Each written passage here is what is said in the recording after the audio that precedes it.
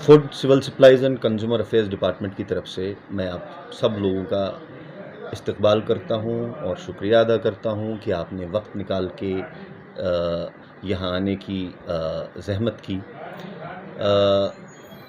मैं पहले एक बेसिक जो हमारा डिपार्टमेंट इस वक्त स्कीम्स डिस्ट्रिक्ट में चला रहा है, जो ओवरऑल हमारी यूटी में चल रही हैं, डिस्ट्रिक्ट डोडा में भी चल रही हैं, उसका एक ब्रीफ आपके सामने रखना चाहूँगा। हमारे पास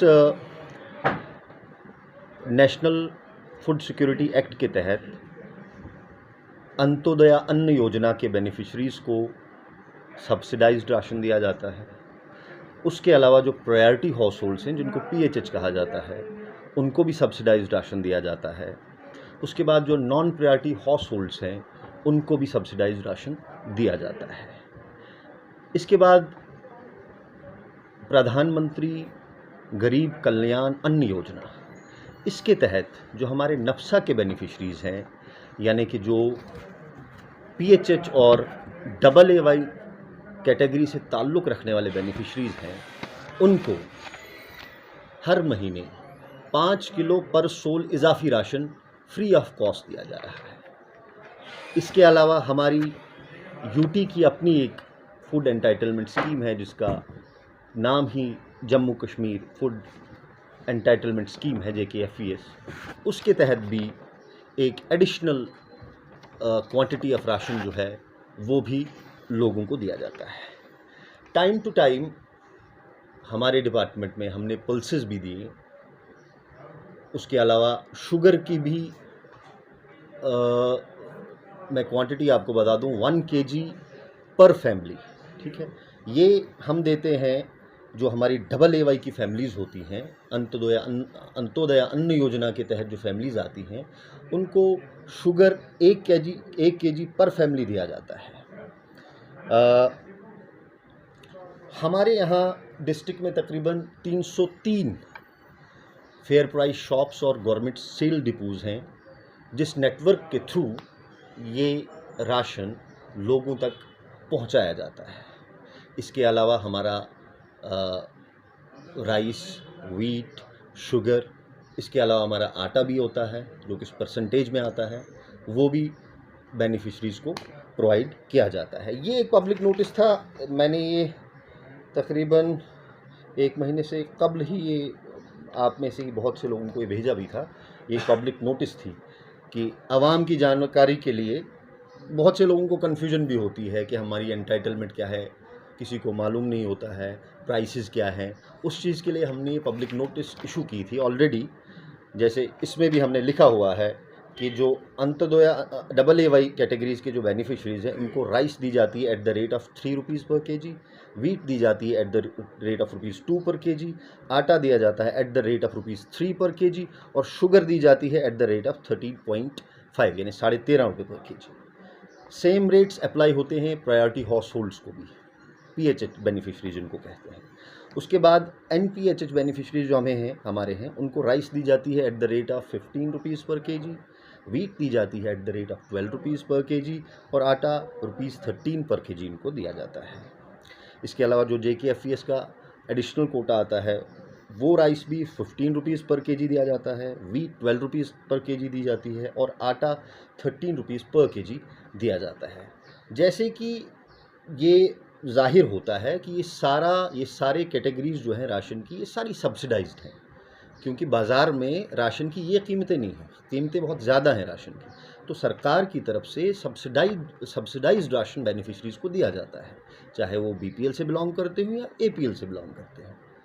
इस चीज़ को एंश्योर करने के लिए कि ये एंटाइटलमेंट, जो सब्सिडाइज्ड राशन एंटाइटलमेंट सरकार प्रोवाइड कर रही है, ये बेनिफिशरीज़ तक पहुँचे, इस सिलसिले में सरकार ने time to time different reforms और इनोवेशंस डिपार्टमेंट में लाए, सिस्टम में लाने की कोशिश की, जिससे ये एंश्योर किया जा सके कि ये जो एंटाइटलमेंट है वो बेनिफिशरी तक पहुंच सके।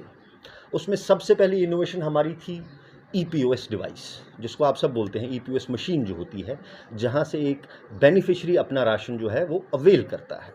वो एक छोटी सी मशीन होती है, उसमें पूरा डाटा होता है बेनिफिशरीज़ का, उसमें उनकी एंटाइटलमेंट यानी कि क्वांटिटी भी होती है। बंदे को, बेनिफिशरी को जाके वहाँ पे अंगूठा लगाना पड़ता है, आधार ऑथेंटिकेट होता है और उसके बाद वो अपना राशन अवेल कर सकता है। ये एक बहुत इम्पॉर्टेंट इनोवेशन थी जो डिपार्टमेंट में आई नफ्सा के इम्प्लीमेंट होने के बाद, और इससे बहुत सी ट्रांसपेरेंसी और अकाउंटेबिलिटी सिस्टम में आई। इसके बाद दूसरी इम्पॉर्टेंट जो इनोवेशन हमारी हुई, जो रिफॉर्म आया, वो था आधार सीडिंग का।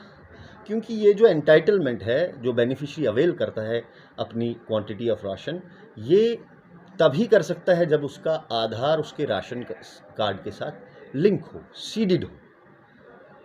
तो हमारे यहाँ पे तकरीबन जो इस वक्त का रिसेंट जो हमारे पास डाटा है, हमारे पास तकरीबन 3,28,000 के करीब हमारे पास बेनिफिशरीज़ हैं। डिस्ट्रिक्ट डोडा में तकरीबन 3,28,000 के करीब हमारे पास बेनिफिशरीज़ हैं, जिसमें से AAY भी हैं, PHH भी हैं, NPHH भी हैं।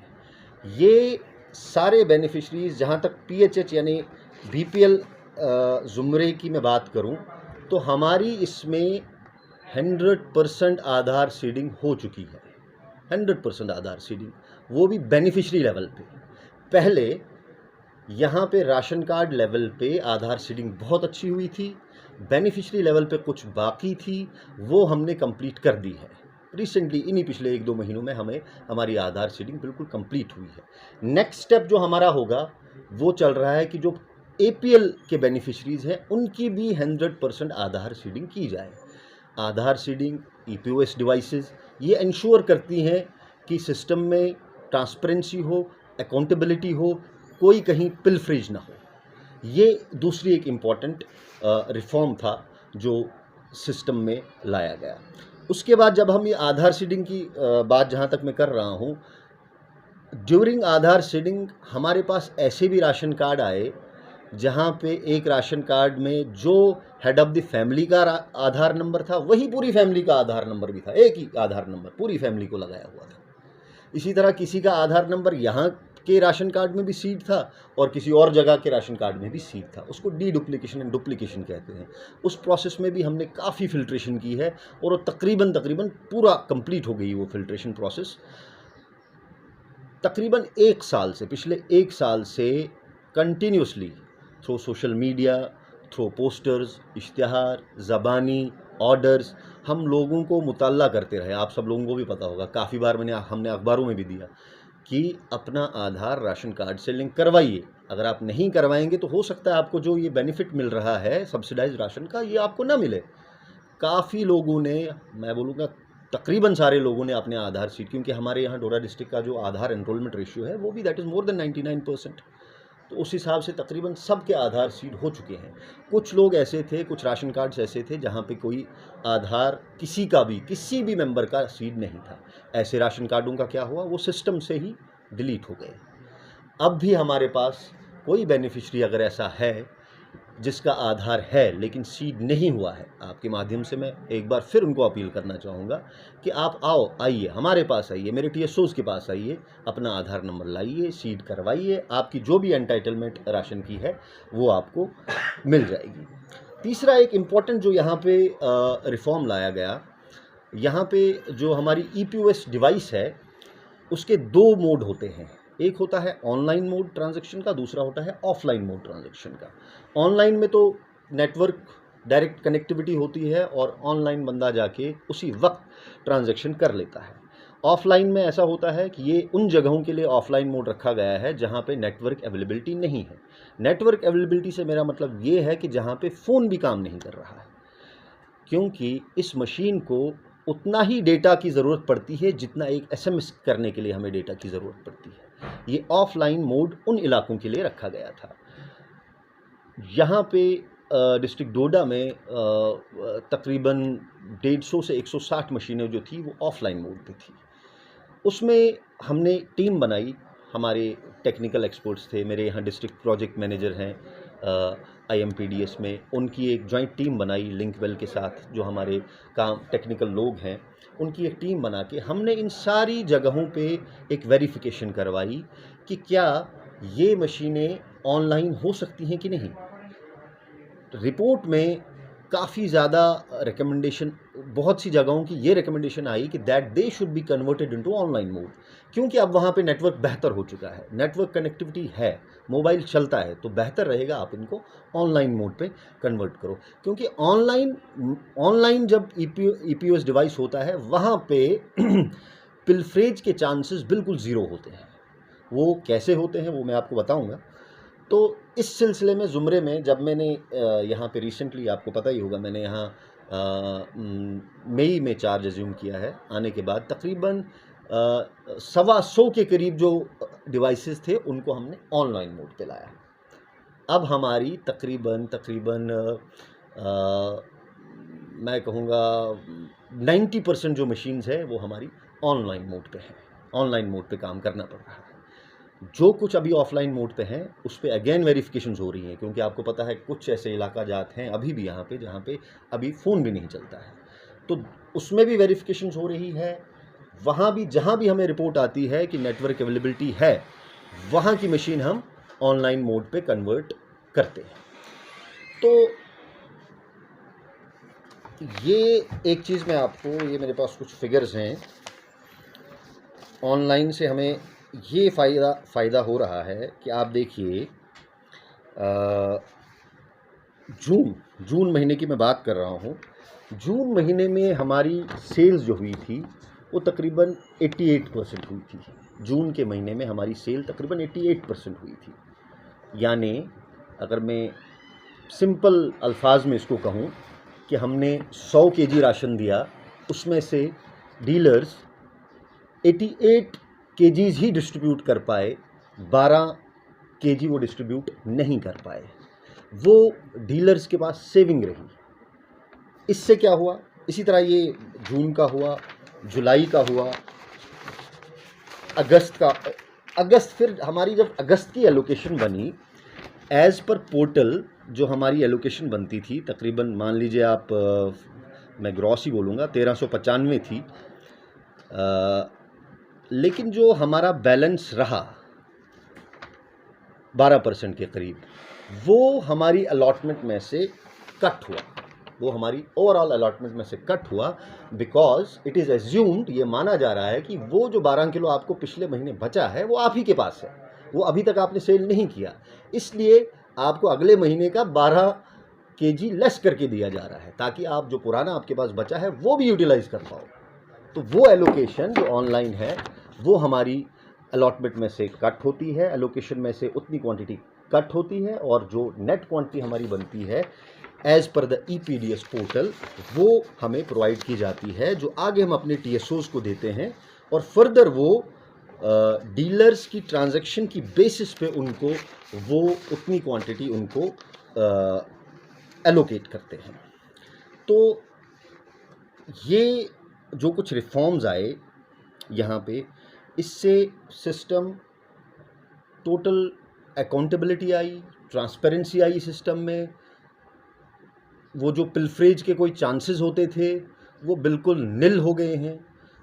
कहीं भी किसी किस्म की ऐसी बात नहीं अब हो सकती कि राशन ब्लैक किया गया, राशन बेचा गया, क्योंकि उसका जवाब, उसका हिसाब हर महीने डीलर को देना पड़ता है। सारा ऑनलाइन इस वक्त है, उसने कितना बांटा, उसको कितना मिला था, कितना बांटा, कितने लोगों ने लिया, कितने अवेल किया, वो सारा डाटा हमारे पास ऑनलाइन होता है। इवन अब हमारी जो हो रही है सप्लाई चेन मैनेजमेंट उसको बोलते हैं, वो भी वो इम्प्लीमेंटेड थी पार्शली, वो अब फुल मोड पे इम्प्लीमेंट होने जा रही है, जिसमें राशन की पूरी ट्रैकिंग होती है, कहाँ से शुरू चालान कटने से लेकर डीलर तक पहुँचने तक पूरे राशन की ट्रांजैक्शन राशन की वो ऑनलाइन ट्रैकिंग होती है। ये इसके साथ साथ हमारे हर स्टोर में अब आने वाले वक्त में मतलब विद इन अ मंथ और सो कैमरास लगने वाले हैं। मतलब मेरे कहने का मतलब ये है कि सिस्टम में अकाउंटेबिलिटी और ट्रांसपेरेंसी पूरी लाई जा रही है, इंश्योर किया जा रहा है कि जो बेनिफिशरीज़ का हक है वो उन तक पहुँचे, उनको मिले। ये अब मसला ये हुआ कि मेरी जो टीम है यहाँ, डीलरान की जो टीम है, बहुत अच्छी टीम है, सब मेहनत से काम करते हैं। कोरोना काल में उन्होंने बहुत अच्छा काम किया, एडिशनल कोटा ऑफ राशन दिया, मेहनत से सुबह से लेकर शाम तक वो लोगों की खिदमत कर रहे हैं, राशन प्रोवाइड कर रहे हैं, एंटाइटलमेंट दे रहे हैं। तकरीबन 90 से 95% जो हैं ऐसे हमारे डीलरान हैं जो मेहनती हैं और काम करने वाले हैं। लेकिन कुछ सेल्फ इंटरेस्टेड लोग जिनको इन रिफॉर्म्स से बड़ी तकलीफ़ हुई, जो इन रिफॉर्म्स के हक़ में नहीं थे, जिनको हमने ऑफलाइन से ऑनलाइन कर दिया, जिनको हमने ये बोला कि आधार सीडिंग आपकी 100% होनी चाहिए, जिन लोगों को ये चीज़ें पसंद नहीं आई, उन लोगों ने क्या किया, उन लोगों ने दूसरे डीलरों को भी बहकाना शुरू किया। एक वजह बनाई, दूसरी वजह बनाई, मनगढ़ंत कहानियाँ बना के दूसरे हमारे जो डीलरान हैं उनको भी वर्गलाने की कोशिश की, उनको बहकाने की कोशिश की। हड़तालों की कॉलें देते हैं कि हम राशन नहीं बांटेंगे। मेन मुद्दा उनका ये है कि ये जो रिफॉर्म्स हैं, कल परसों तो मैं सुन रहा था कि हम काम करेंगे नहीं, हमारी मशीनें नहीं चल रही हैं। आप ही मुझे बताइए कौन सा एरिया यहाँ डिस्ट्रिक्ट डोडा में इस वक्त ऐसा है जहाँ पे नेटवर्क अवेलेबिलिटी नहीं है, जहाँ पे फ़ोन काम नहीं करता है? तो क्यों ये इस चीज़ के पीछे पड़े हैं? ये चंद लोग, मैं बार बार बोलूँगा, चंद लोग, सब नहीं, मेरे 90 से 95% लोग जो हैं वो काम करने वाले मेहनती डीलर्स हैं। चंद ऐसे लोग, सेल्फ इंटरेस्टेड लोग, जिनके अपने नाजायज़ अगराज़ व मकासद हैं, वो इन लोगों को भी बहकाने की कोशिश कर रहे हैं, इन लोगों को डिरेल करने की कोशिश कर रहे हैं अपने नाजायज़ अगराज़ व मकासद के लिए। मैं आपके ज़रिए से तमाम ऐसे अपने जो मेरे डीलर हैं, हमेशा उनने अच्छा काम किया है, मैं ये बोलूँगा कि इन लोगों के बहकावे में मत आइए। आप जैसे काम कर रहे थे वैसे करिए। ये लोग खुदगर्ज़ हैं, इनके अपने कुछ मकासद होते हैं, उसमें आप लोगों का इस्तेमाल करते हैं। आपने बेहतरीन काम किया है, आप बेहतरीन काम कर रहे हैं। दूसरा एक इशू हमारा यहाँ आया, उसको ये एक मुखौटा बना के पेश करते हैं कि हमारी लाइबिलिटी यहाँ पे है। बिल्कुल है, इससे कभी किसी ने इनकार नहीं किया, इनकी लाइबिलिटीज़ हैं, वो बात टेकअप हुई है, इनके बिल्स बन रहे हैं, बिल्स बनेंगे, लाइबिलिटी टेकअप की जाएगी। जैसे ही पैसा आएगा डेफिनेटली इनको रिलीज़ किया जाएगा। अब इनकी 17 से लाइबिलिटी है, 16 से लाइबिलिटी है एज़ पर दियर वर्जन, लेकिन हमारे पास अभी तक बिल नहीं आए। एक बार जब मैंने TSOs को अगले 10 दिन का वक्त दिया है, जब हमारे पास बिल्स आते हैं तो हमें क्लियर हो जाएगा कि किस साल की किसकी कितनी लाइबिलिटी है।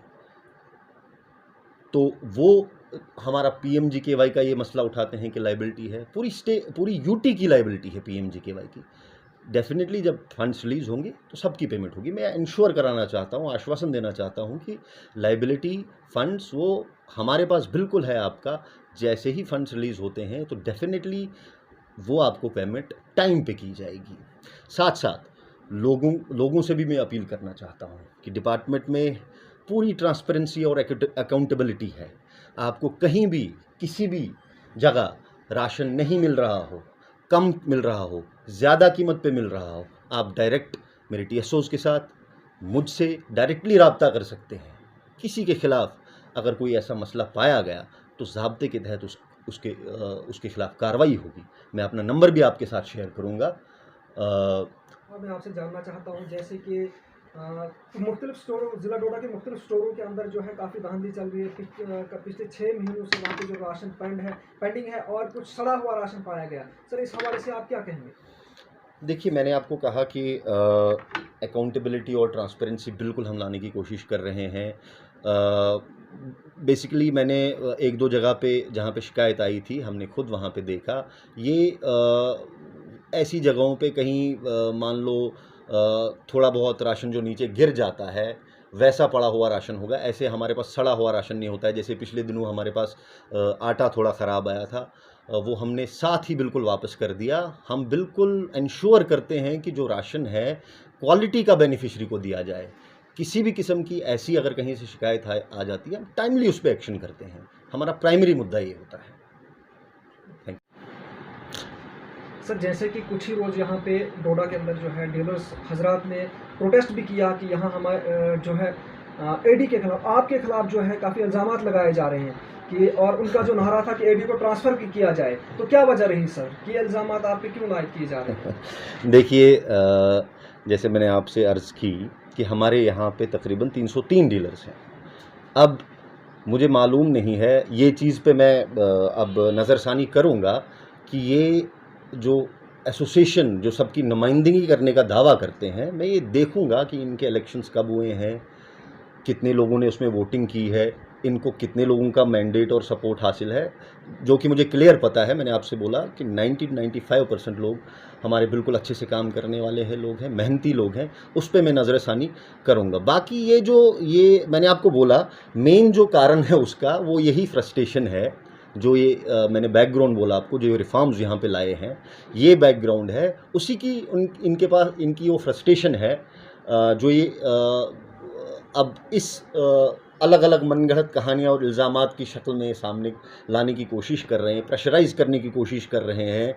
और मेरे पास तो कुछ ऐसे लोग भी आए जिन्होंने ये तक कहा कि इन्होंने आपके ट्रांसफ़र के लिए पैसे जमा किए हैं।